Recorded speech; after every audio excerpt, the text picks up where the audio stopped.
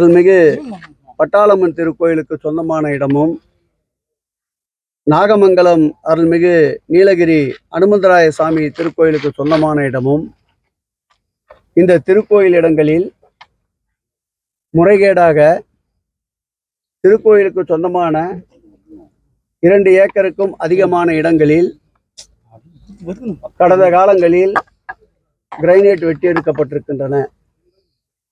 அதேபோல் திருக்கோயிலுக்கு சொந்தமான சுமார் 7 ஏக்கர் நிலப்பரப்பில் அந்த கிரைனைட் குவாரி அமைந்திருக்கின்ற இடத்தின் பக்கத்திலே இருக்கின்ற இந்த இடங்களில் குவாரிக்கு உண்டான கழிவுகள் மற்றும் வெட்டியெடுக்கப்பட்ட கல்கள் பயன்படுத்துகின்ற இடமாக திருக்கோயிலுக்கு சொந்தமான இடங்களை பயன்படுத்தி வந்திருக்கின்றனர்.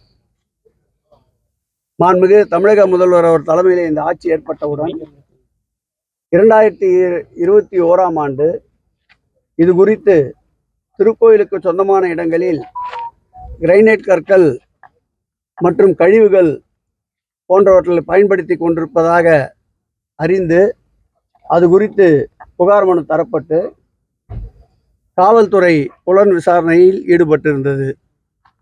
அதைத் தொடர்ந்து 2022ஆம் ஆண்டு இதே கிரைனைட் குவாரி வெட்டி எடுக்கப்பட்டதற்கென்று தனியாகவும் ஒரு புகார் அளிக்கப்பட்டது.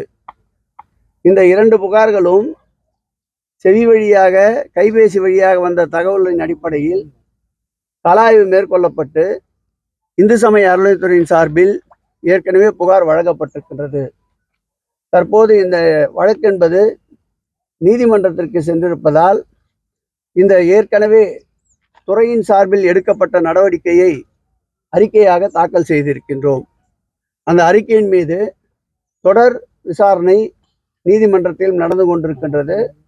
ஏற்கனவே இந்து சமய அறநிலையத்துறை சார்பில் கொடுக்கப்பட்ட புகாரின் மீதும் புலன் விசாரணை நடந்து கொண்டிருக்கின்றன. வருகின்ற 26ஆம் தேதி இந்த வழக்கு மீண்டும் நீதிமன்றத்தில் வர இருக்கின்றது. களத்திலே நிலவுகின்ற நிலவரத்தை துறையின் சம்பந்தப்பட்ட அமைச்சர் என்பதால் இன்றைக்கு இந்த தொகுதியுடைய சட்டப்பேரவை உறுப்பினர் மதியழகன் அவர்களும், மாவட்ட ஆட்சித்தலைவர் அவர்களும், மாவட்டத்துடைய கண்காணிப்பாளரும், அதேபோல் மைன்ஸை சார்ந்த டிடி அவர்களும், வருவாய்த்துறை அலுவலர்களும், இந்து சமய அறநிலையத்துடைய இணை ஆணையாளர் அன்பிற்கினிய நம்முடைய சுதர்சனம் போன்றவர்களும் கலாய்வு மேற்கொண்டிருக்கின்றோம். இதைத் தொடர்ந்து நாகமங்கலம் பகுதிக்கும் சென்று ஆய்வினை மேற்கொள்ள இருக்கின்றோம். ஆய்வினுடைய அறிக்கையை வருகின்ற நீதிமன்றத்துடைய வாய்தா 26ஆம் தேதி முழுமையாக சமர்ப்பிக்கப்படும். இந்த தவறில், இந்த முறைகேடில் யார் ஈடுபட்டிருந்தாலும், எப்பேற்பட்ட பொறுப்பிலே இருந்தாலும் உறுதியான நடவடிக்கை இந்த ஆட்சி எடுக்கும். அதற்கு முழு அளவில் இந்து சமய அறநிலையத்துறை உறுதுணையாக இருக்கும். திருக்கோயிலுக்கு சொந்தமான 9 ஏக்கர் நிலப்பரப்பிலே பல இடங்கள் இந்த ஏற்கனவே நடைபெறுகின்ற கல்கோரிகளை ஒட்டி இருக்கின்ற இடங்களை அந்த கல்கோரியை சார்ந்தவர்கள் பயன்படுத்தி இருக்கின்றார்கள். ஒரு சில இடங்கள் 2 ஏக்கர் 40 சென்ட் அளவிற்கு ஆக்கிரமித்திருக்கின்றார்கள். இது 2014-15 அந்த இடங்களை மீண்டும் மணல் பரப்பு போட்டு மூடியிருக்கின்றார்கள். தற்போது ஆக்கிரமிக்கப்பட்டிருந்த இடங்களை கண்டறிந்து திருக்கோயில் சார்பிலே அவர்களுக்கு உரிய நோட்டீஸ் வழங்கிய பிறகு அந்த இடங்களில் இருக்கின்ற கற்களை அப்புறப்படுத்தி மணல் கொண்டு நிரப்பி இருக்கின்றார்கள். முழுவதுமாக புலன் விசாரணை செய்யப்பட்டு எந்த நடவடிக்கை தவறாக இருந்தாலும் அதன் மீது உரிய நடவடிக்கை எடுக்கப்படும். கோவில் நிலங்களை கடந்த 3 ஆண்டுகள்ல கோயில் நிலங்கள் நிறைய மீட்கப்பட்டிருக்கீங்க. இதுவரையில் என்ன அந்த பணிகள் தொடர்ந்து நடைபெற்று வந்திருக்கு? தொடர்ந்து நடைபெறுகின்றது. சுமார் 6775 கோடி ரூபாய் செலவில் இதுவரை நிலங்கள் மீட்கப்பட்டிருக்கின்றன. அதோடு இந்த ஆட்சி ஏற்பட்ட பிறகுதான் திருக்கோயில் நிலங்களை கண்டறிகின்ற பணியை முழுமையாக எங்களை நாங்கள் ஈடுபடுத்தி கொண்டு ரேவர் கருவியின் வாயிலாக இதுவரையில் 1,69,000 ஏக்கர் நிலம் அடையாளம் காணப்பட்டு அளவீடு செய்யப்பட்டு ஹெச்ஆர்என்சி என்ற கல் பதிக்கப்பட்டிருக்கிறது. இப்போது கூட நீங்கள் பார்க்கலாம், இங்கே ஹெச்ஆர்என்சி என்ற கல் பதிக்கப்பட்டிருக்கும். இந்த பணி தொடர்ந்து நடைபெற்று கொண்டிருக்கிறது. இதற்காக வருவாய்த்துறையிலிருந்து 38 மாவட்டங்களுக்கு 38 வட்டாட்சியாளர்களை சிறப்பு பணியாக வருவாய்த்துறையிலிருந்து பெற்றிருக்கின்றோம்.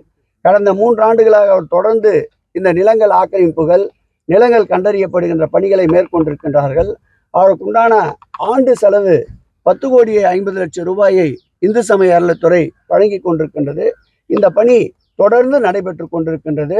இதுவரையில் நிலங்கள் பட்டா பெயர் மாற்றங்கள் பல இடங்களில் திருக்கோயில் நிலங்களை பட்டா பெயர் மாற்றங்கள் செய்திருந்தார்கள். அந்த வகையில் 18,000 ஏக்கர் இதுவரையில் மீண்டும் பட்டா மாற்றம் செய்திருக்கின்றோம். இது போன்ற பல்வேறு நடவடிக்கைகளால் திருக்கோயில் நிலங்கள் பாதுகாக்கின்ற பணி தொடர்ந்து நடைபெற்று வருகின்றது.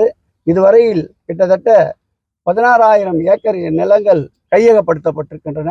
தொடர்ந்து இந்த பணிகள் இறை சொத்து இறைவனுக்கே என்ற வார்த்தைக்கிணங்க இந்த பணிகள் தொடர்ந்து நடைபெறும். சார், மற்ற மாவட்டங்கள் இருக்கிற மாதிரி இந்த கோயில் நிலங்களை இங்க மீட்க முடியறதுல சிரமம் இருக்குன்னு சொல்லி ஹைகோர்ட்லயே சொல்லியிருக்கிறாங்க சார். இது வந்து கிரானைட் பகுதிகள் அப்படின்னு சொல்றாங்க. கோவில்கள்ல நிலத்தோட பட்டியல் வந்து நீங்க அறிவிக்கணும்னு சொல்லி நம்ம ஒவ்வொரு கோயில பண்ணிட்டு இருக்கிறோம். அது கிருஷ்ணகிரி மாவட்டத்திலும் அதற்கு உண்டான வெப்சைட் இருக்கின்றது. முழுமையாக திருக்கோயிலுக்கு சொந்தமான இடங்களை பதிவிறக்கம் செய்து எந்த திருக்கோயில் பெயரை தட்டினாலும் அந்த திருக்கோயிலுக்கு உண்டான சொந்தமான இடங்கள் அந்த வெப்சைட்டிலே வருகின்ற பணிகளை தற்போது மேற்கொண்டு வருகிறோம். இந்த ஆட்சி ஏற்பட்ட பிறகுதான் 4 கோடி பக்கங்கள் ஸ்கேன் செய்யப்பட்டிருக்கின்றன. திருக்கோயிலுக்கு சொந்தமான ஆவணங்கள் 4 கோடி பக்கங்கள். அந்த ஆவணங்களை பார்த்தால் 1000 ஆண்டுகளுக்கு முற்பட்ட ஆவணங்கள் கூட அதில் இடம்பெற்றிருந்தன. அப்பளம் போல் இருக்கும். 2 முறை கையிலே அதை பயன்படுத்தினாலே உடைந்துவிடும். அப்படிப்பட்ட காகிதங்களை கூட 4 கோடி பக்கங்களை ஆவணங்களை ஸ்கேன் செய்து அதையும் பதிவிறக்கம் செய்திருக்கின்றோம். பல்வேறு இந்த காலத்திற்கு ஏற்றாற் போல் நடைமுறையில் டிஜிட்டல் மயம் நிறைய பணிகளை மேற்கொண்டிருக்கின்றோம்.